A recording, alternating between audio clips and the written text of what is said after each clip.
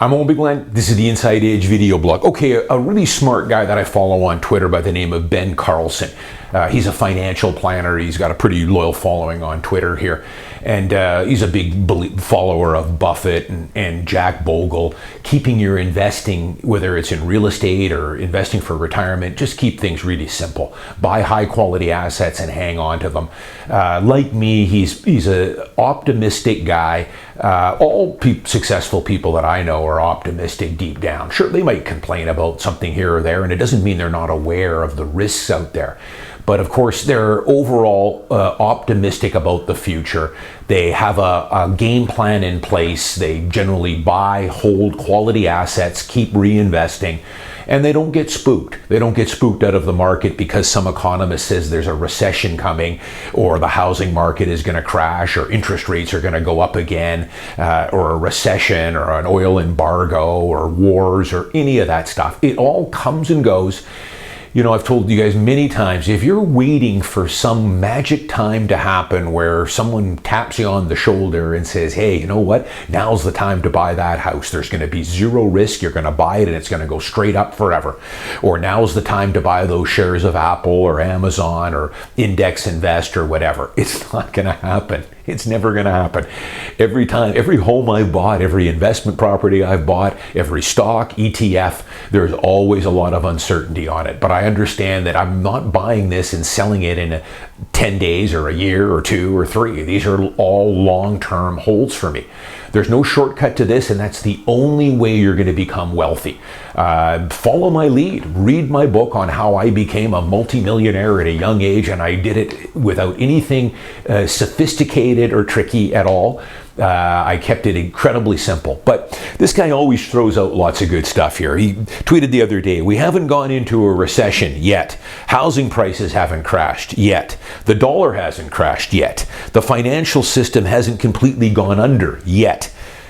You know, being bearish all the time is easy because you get to move the goalposts every time you're wrong. And, you know, Buffett has talked about this a lot too. And I've gone on my Saturday blogs over and over again.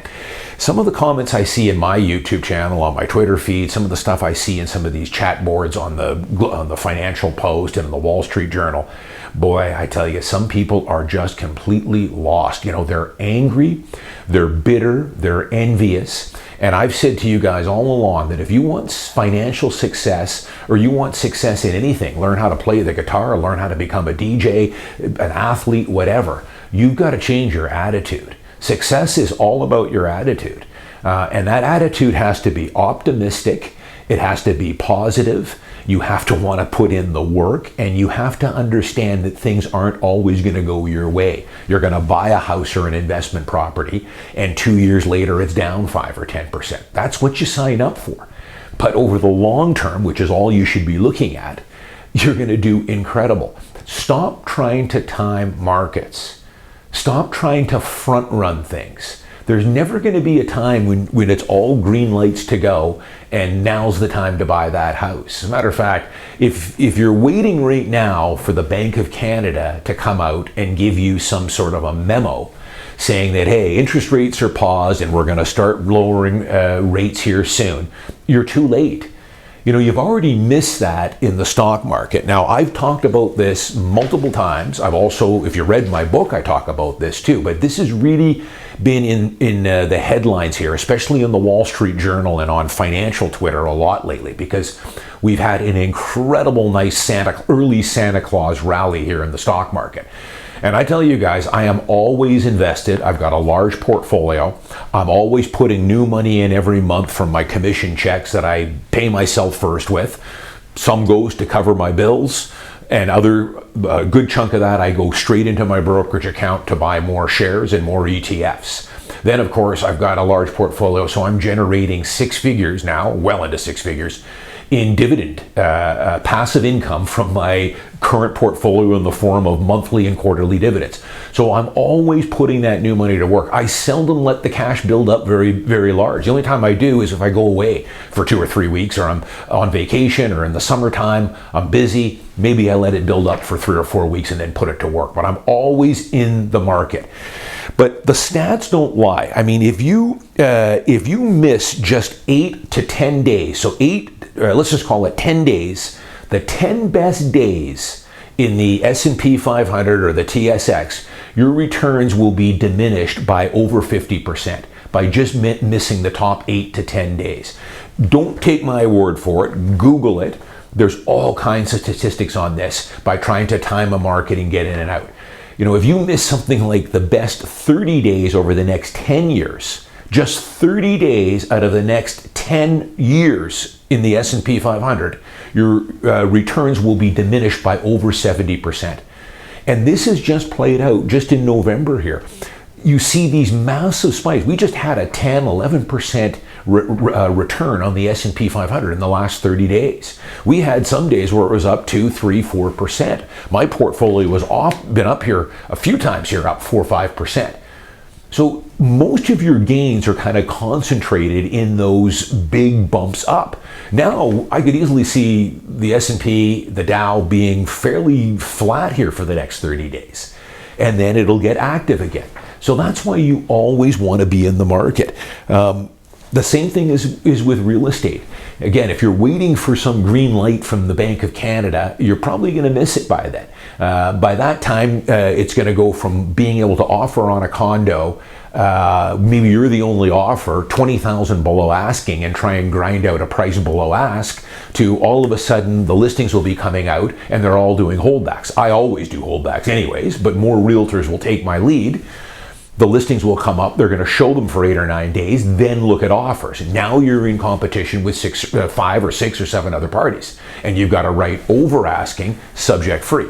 That's how quickly this market turns. I've been in this for over 3 decades, so I've seen it. That may or may not happen this spring, we'll see. But hey, why not buy when there's less competition if you can find a good quality home? That's the other thing though. Not a whole lot of quality homes out there right now. Probably going to have to wait until the new year. You know, it doesn't take much these days to separate yourself from the competition. I see so many people always saying, oh, and you had it easy when you started 30 years ago. I don't know about that. I didn't know too many guys when they were 20, 22, 23 years old that were making $140,000 a year. Today, I've got clients in that age that are making $130,000, $140,000 a year as computer engineers. Those kind of jobs weren't around when I was that age. Also, I was paying 14.5% interest on my first investment property. So, you know, the technology that I've said before now, and the ways to earn passive income are 100 times more than what they were 15, 20 years ago, let alone 30. Pretty easy to distance yourself from the competition these days. If you have the proper work ethic, you have the proper attitude, you're positive and optimistic and want to learn and get better every day. And better ways to earn multiple income streams using technology. Final thing I'll just say too is a lot of your competition right now is given up. You know, I see a lot of pessimistic, angry people out there that have given up hope. A lot of them, of course, are in their 50s, 60s, 70s. They're kind of that grumpy old man.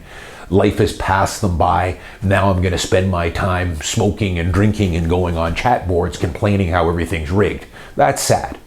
What's more sad though is I see a lot of younger people that are in this boat. They're in their 20s and 30s that are in that same boat that have given up all hope. Bob Iger, I think I did a review on Bob Iger's book, Ride of a Lifetime, a couple years ago, the CEO of Disney. That was one of the things that really caught my attention on Bob Iger. That was something that he noticed a lot in going to universities, giving commencement speeches, talking to young people. How many young people now have become pessimistic and have given up? And that wasn't something that he ever saw when he was their age. Same thing with me. When I was in my teens, early 20s, very few people my age were pessimistic. We were all pretty optimistic, hungry, looking to get ahead, learning, trying to get better. Now, unfortunately, I see less of that. So does Bob Iger. I put a lot of that on social media. It takes up a lot of wasted time. I put a lot of that on things like the mainstream media with their doom and gloom narrative to try and get you into the clickbait. Negativity and pessimism sells these days, and that's what they deliver. And I also put a lot of it just on things like marijuana, video games. Nothing wrong. If you guys want to do a little bit of that, go ahead. But wasted time, wasted energy. If you've got the right mindset, again, you can distance yourself a lot easier than when I was your age, for sure. I'm Owen Bigland. As always, thanks for watching. Thanks to all my new subscribers, both on YouTube here and on Twitter. I'll see you guys next week.